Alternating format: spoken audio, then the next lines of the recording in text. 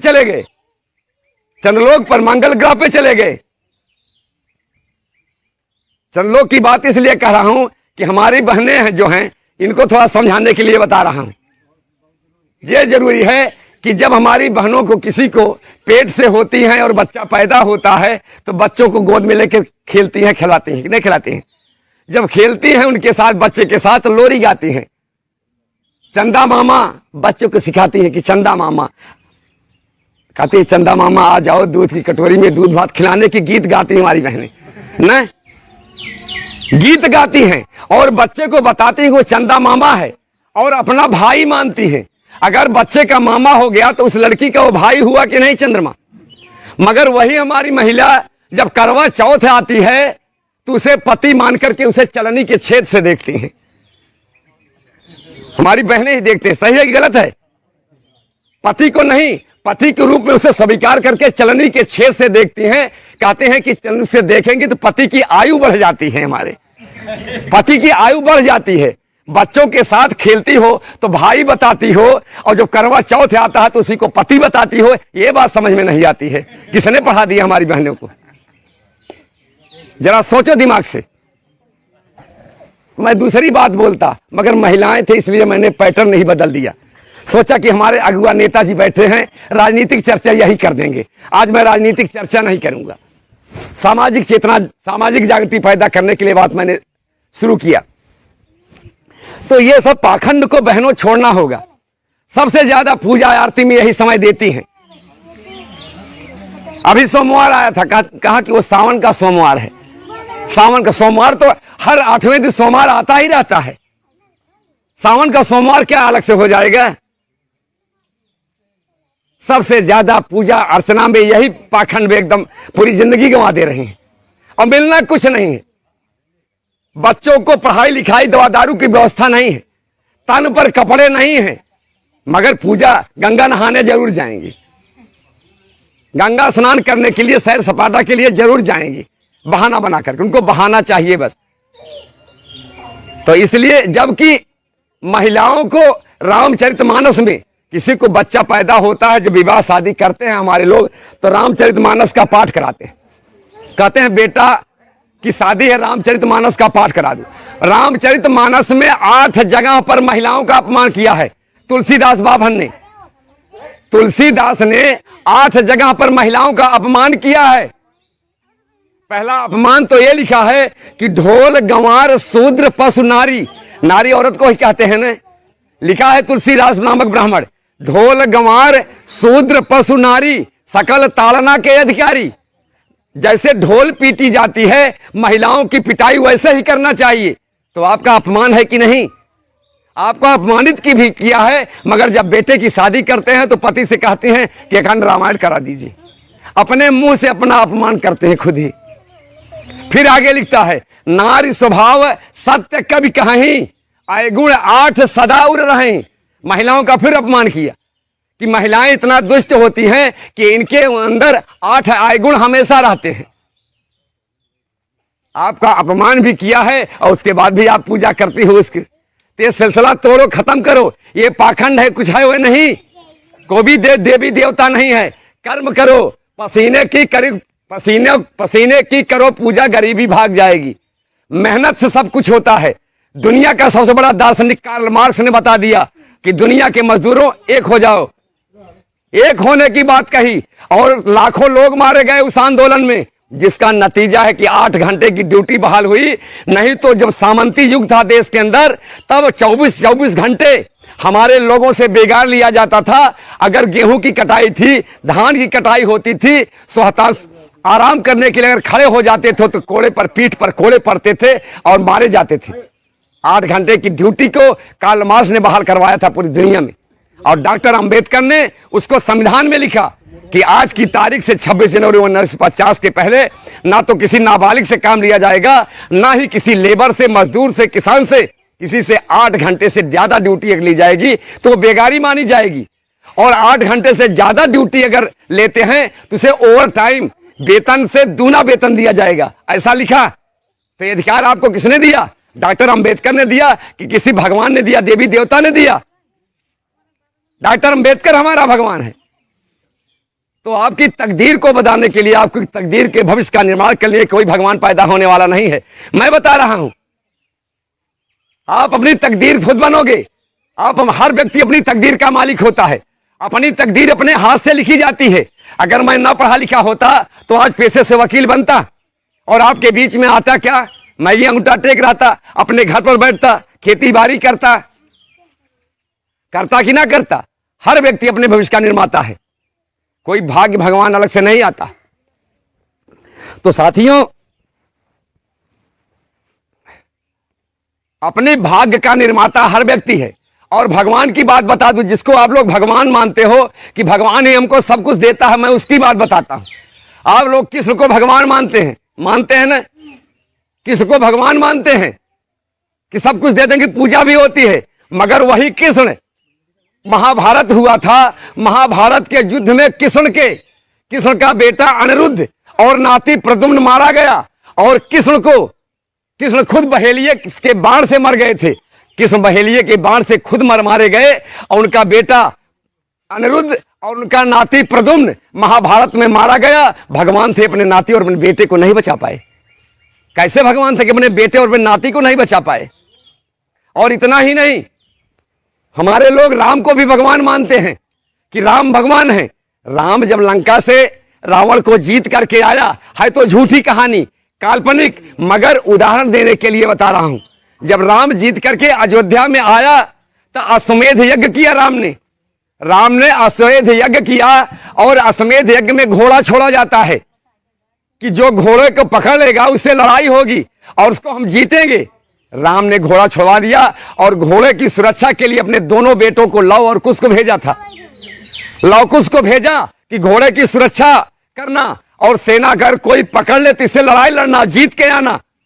मगर उनका घोड़ा दौड़ता दौड़ता भागता भागता कहां पहुंचा, काबुल, कंधार, अफगानिस्तान में पहुंचा।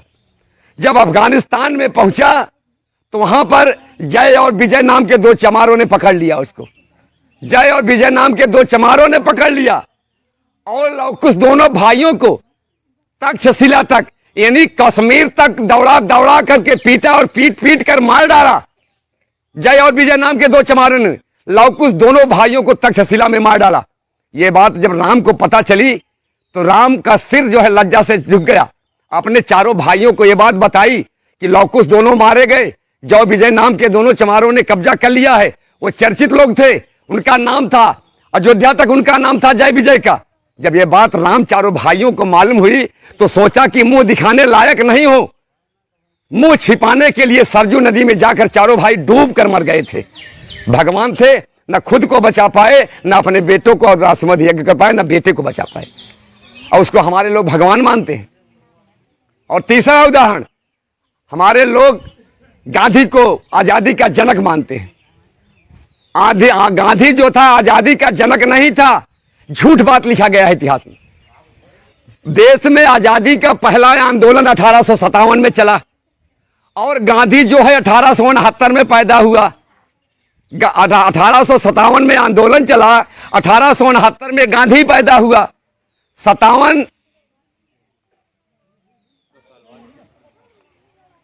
10 67 269 12 साल, गांधी 12 साल बाद पैदा हुआ। जब आजादी का आंदोलन 57 में चला तो आजादी के आंदोलन का जनक गांधी कैसे हो गया? कितनी झूठ बात लिखी गई कि नहीं लिखी गई? वही गांधी पूरी जिंदगी भर राम भजन करता रहा, रघुपति राघव राजा राम, पतित पावन सीताराम, जिंदगी भर गाता रहा। और गीता को भी अपनी छाती से लगा के रखा था कि नहीं? गीता को हाथ ऐसे छाती से चिपका कर गीता को रखता था गांधी। मगर जब नाथूराम ने गांधी को गोली मारी तो नाथूराम की गोली गीता को फाड़ती हुई गांधी की छाती को फाड़ डाला। गांधी को न तो उसकी गीता बचा पाई और न उनका राम नाम की धुन बचा पाई, राम की भजन नहीं बचा पाई, गांधी को बचा पाई। और हमारे लोग कहते हैं राम कृष्ण गांधी ये सब भगवान थे, अवतार पुरुष थे, खुद को नहीं बचा पाए तो इस समाज को क्या बचाएंगे? बचा पाएंगे? इसलिए ये झूठी कहानी है।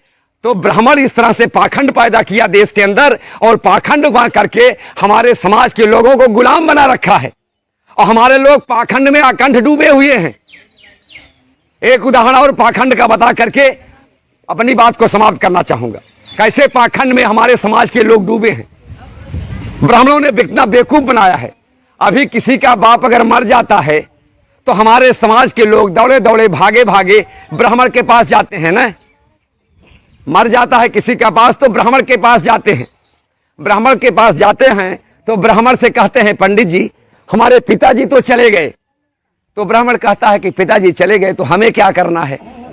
तो ब्राह्मण से कहता है आदमी कि महाराज बताइए कि कहीं हमारे पिताजी की आत्मा को शांति मिली है कि नहीं, हमारे पिताजी की आत्मा भटक तो नहीं रही है। तो ब्राह्मण अगर बता दे कि आपके पिताजी की आत्मा को शांति मिल गई है, उनकी आत्मा नहीं भटक रही है, तो ब्राह्मण का रोजी रोजगार बंद हो जाएगा। बंद हो जाएगा कि नहीं? तो ब्राह्मण क्यों बताएगा? उसका रोजी रोजगार कोई अपना बंद करना चाहेगा कि नहीं? कोई नहीं बंद करना चाहेगा।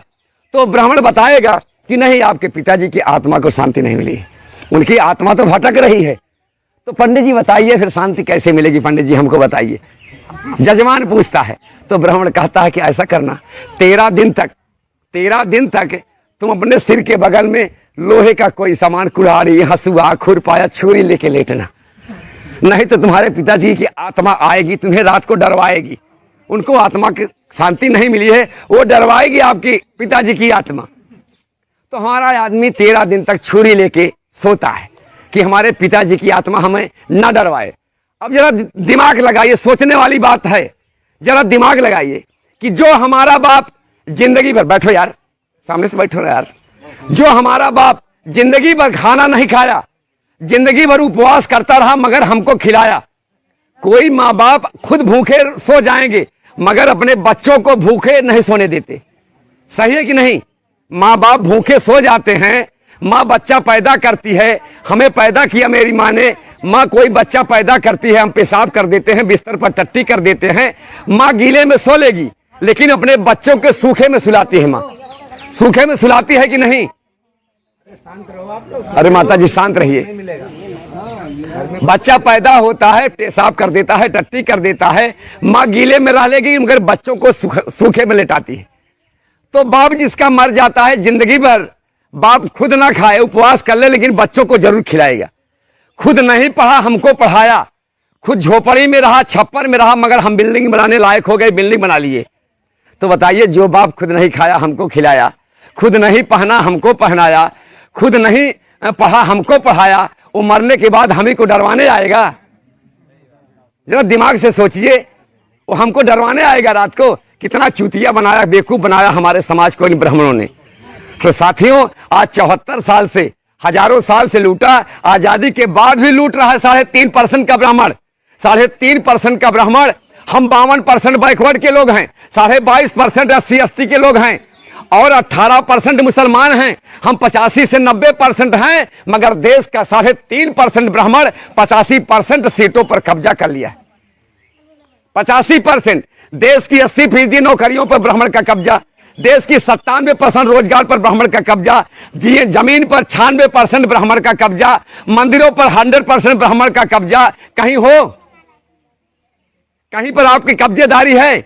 52% बैकवर्ड को 4.5% नौकरियों में साथ मिला है, 22.5% अनुसूचित जाति और आदिवासी को 12% मिला है, 18% का मुसलमान है, केवल 1.5% है। तो 74 साल के अंदर, मेरे भाई शांत रहो यार, 74 साल में ब्राह्मण देश में जो लोकतंत्र है, लोकतंत्र के चारों स्तंभों से आपको महरूम कर दिया है, जिसका नतीजा है कि आज की तारीख में शासन में, प्रशासन में, मिल में, फैक्ट्री में, कल में, कारखाने में, उद्योग में, धंधे में, रियल एस्टेट में, प्राइवेट सेक्टर में, कारपोरेट में, फिल्मी दुनिया में, साहित्य में, पत्रकारिता में, धन और धरती में, ठेका में, पट्टा में, लाइसेंस में, हर जगह से आपकी हिस्सेदारी ब्राह्मण खा गया है। समझ गए आप बात? सबका हिस्सा ब्राह्मण खा गया। उसकी दादा 3.5% है और खा करके देश के अंदर 120 करोड़ केवल हम लोग हैं। देश की आबादी 130 करोड़ है मगर 120 करोड़ आबादी हमारी है। आज की तारीख में 74 साल में ब्राह्मणों ने हमारे समाज के 84 करोड़ लोगों को गरीब बना रखा है। आज की तारीख में अर्जुन सेन गुप्ता की रिपोर्ट है और इसके अलावा एक सरकार देश की सरकार होती है, एक सरकार पूरी दुनिया की सरकार होती है। जो पूरी दुनिया की सरकार होती है उसे संयुक्त राष्ट्र संघ कहते हैं। उसकी रिपोर्ट है कि भारत में 84 करोड़ लोग गरीब हैं। तो आजाद भारत में यह परिस्थिति किसने पैदा किया? जब अंग्रेज था 15 अगस्त 1947 को, तो देश की आबादी 34 करोड़ थी, केवल 11 करोड़ लोग गरीब थे, तिहाई लोग। आज 3/4 की गरीबी हो गई है, तो गरीबी बढ़ी कि नहीं? अगर गरीबी बढ़ी तो किसने गरीबी बढ़ाया? यही कांग्रेस और बीजेपी के लोगों ने बढ़ाया, ब्राह्मणों ने बढ़ाया, जो 74 साल से देश की सत्ता और व्यवस्था पर कब्जा किया है। इसने गरीब बनाया हमें। मोहम्मद रफी ने गाना गाया है, मोहम्मद रफी ने, सुनते होंगे आप लोग, गाना गाया है। क्या गाना गाया है? जहां डाल डाल पर सोने की चिड़िया करती है बसेरा, जहां डाल डाल पर सोने की चिड़िया करती है बसेरा, वो देश है भारत मेरा। तो इस देश का नाम भारत है और ये सोने की चिड़िया था, विश्व गुरु था, विश्व महाशक्ति था, मगर सोने की चिड़िया जो देश कहा जाता था भारत, उसको आज गरीब देश बना दिया है ब्राह्मणों ने। जो विश्व गुरु कहा जाता था, उस विश्व गुरु पूरी दुनिया के छात्र भारत में पढ़ने आते थे। हमारे पुरखों ने 4 यूनिवर्सिटी बनाया था भारत के अंदर। नालंदा विश्वविद्यालय हमारे पुरखों ने बनाया, तक्षशिला हमारे पुरखों ने बनाया, विक्रमशिला हमारे पुरखों ने बनाया, और वल्लभी विश्वविद्यालय हमारे पुरखों ने बनाया था। दुनिया के छात्र भारत में पढ़ने आते थे। भारत विश्व गुरु था, पूरी दुनिया को शिक्षा देने का काम किया। आपको जान के हैरानी होगी कि दुनिया के महान दार्शनिक और महान वैज्ञानिक सुकरात और उनके दोनों शिष्य प्लेटो और अरस्तु भी भारत में पढ़ने आए थे। श्रीलंका के कुमार मंगलम भी भारत में पढ़ने आए थे, जो महाकवि कालिदास के मित्र हुआ करते थे और राजा के लड़के थे। इतना महान भारत था। उस महान भारत को ब्राह्मणों ने इस कदर पैदा कर दिया कि आज इस कदर बना दिया भारत को कि आज की तारीख में दुनिया की रिपोर्ट है, सबसे बड़ी सरकार की रिपोर्ट है।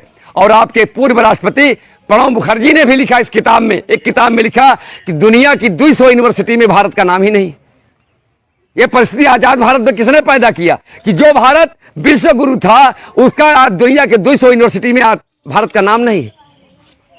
जो भारत विश्व महाशक्ति था, आज उसकी सीमाएं सुरक्षित नहीं है। उधर चाइना चांपता है तो उधर पाकिस्तान डांटता है। पाकिस्तान को तो मुसलमान के नाम पर केवल भारत की तरफ थूक दे तो बवाल मच जाता है। वो मुसलमान तो हमारा भाई है, यह 100% सही है। मुसलमान हमारा भाई है, लेकिन ब्राह्मण नंबर 1 का दुश्मन है।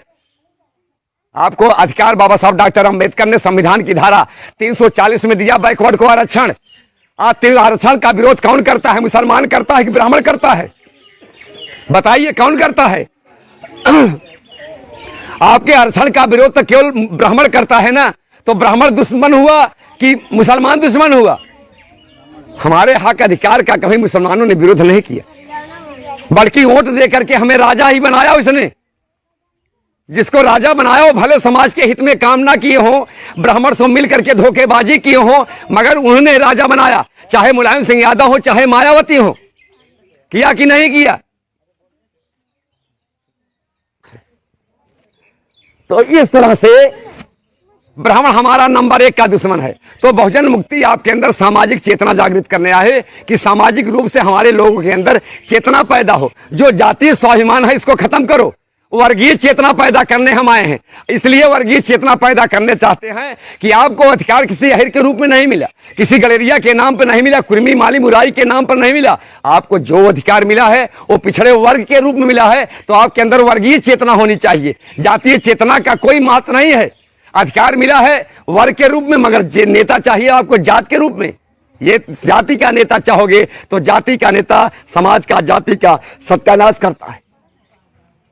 तो साथियों, आपके अंदर सामाजिक चेतना पैदा करके आपकी आजादी का आंदोलन हम चला रहे हैं कि हमारे लोगों के अंदर सामाजिक चेतना, सामाजिक जागृति पैदा हो, जिससे उनके अंदर जानकारी हो और जानकारी करके अपना हक अधिकार लेने के लिए सड़कों पर उतरे।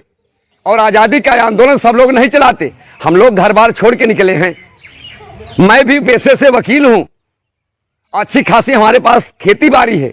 हमारे पास एक ट्रैक्टर की खेती है, 15-20 बीघे का काश्तकार हूं, हर तरह से संपन्न हूं, मगर मुझे क्या जरूरत है? और पेशे से वकील हूं मैं, अपने प्रतापगढ़ जिले का चर्चित वकील माना जाता हूं। और चर्चित वकील ना होता तो आप जान लीजिए कि मैं 65 साल की आजादी बीत जाने के बाद भी कोई भी गलेरिया कुर्मी की और चमारपासी प्रतापगढ़ वकीलों का प्रेसिडेंट नहीं हुआ था। मैं ब्राह्मण को हरा करके प्रतापगढ़ का पहला बार एसोसिएशन का प्रेसिडेंट मैं बना था। इस कलंक को मैंने मिटाया है और ब्राह्मण को हराया था। पता कर लेना प्रतापगढ़ जिले में। तो आपको आजादी दिलाने के लिए आया हूं।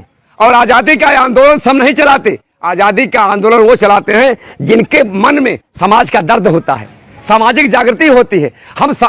हम खुद पीड़ित नहीं हैं, हम मुकाबला कर सकते हैं, हम ब्राह्मण की पिटाई भी करते हैं। यहां तक कि आप यकीन मानो, मैं वकील था, वकील रहते हुए मैं 2-2 एसडीएम की पिटाई किया हूं, 2-2 एसडीएम को मारा हूं।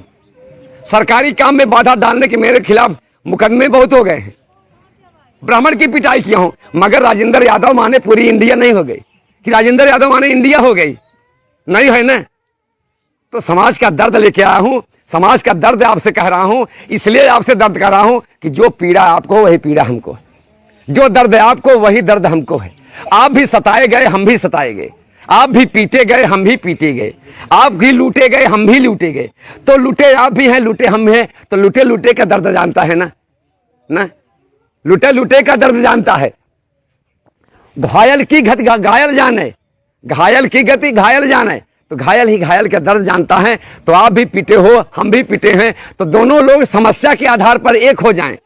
2 कदम आप चलो, 2 कदम हम चले, दूरियां कम होंगी कि नहीं होगी? दूरियां कम होगी। जो दूरियां हैं वो कम होगी। हम लोग दोस्ती का हाथ बढ़ाएंगे, प्यार मोहब्बत का हाथ बढ़ाएंगे।